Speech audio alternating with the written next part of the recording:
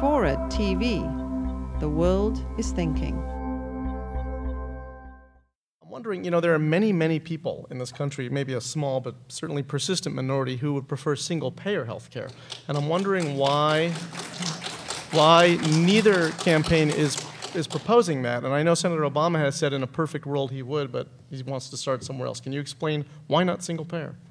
Well, I'm not the author of Senator Obama's proposal, but I think it's a very good proposal. When I look around the world at different advanced economies in this world, in Europe, in North America, in the rest of the world, I see many different models of health insurance coverage. I see some that are single payer, like Canada, where there's basically a single government health insurance entity that covers many of the costs of health care, but not all of them, and still has private insurance to supplement that.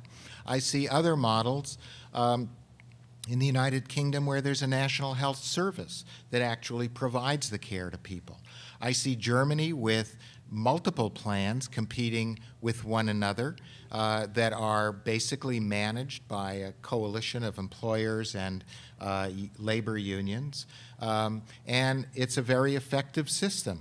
I see France with government sanctioned but kind of mostly quasi-public, quasi-private administration of these health insurance programs, and a large private sector in health care. And so I see all of these different models. I don't think there's a single terrific one out there that we must adopt to achieve the goals of affordable coverage for all Americans, control over the growth in our health spending, and providing quality care that actually improves the health of people who interact with the healthcare system. I think we can achieve that in many different ways. I think Senator Obama's proposal is a very effective way to set that process in motion. And Professor Kessler, why not single payer in a McCain administration? Well, I think the reason we don't have single payer insurance in the United States is the majority of people who live here don't want it. If you survey people, well, whatever our friendly audience members would like to add. Unfortunately, the facts are otherwise. If you survey people and ask them, are you happy with your medical care the way it currently is, the vast majority of people respond yes. And were you to replace the current system with single payer, there is some possibility, not necessary, but there is some possibility those arrangements would be upset.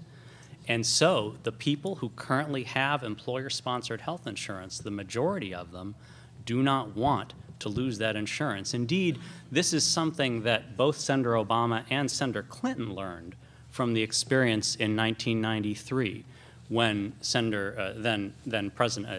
Clinton, with President Clinton, proposed a massive overhaul to the nation's health insurance system. And the reason it fell down is because people did not want their current arrangements upset. And that's why it's just not in the cards for this country.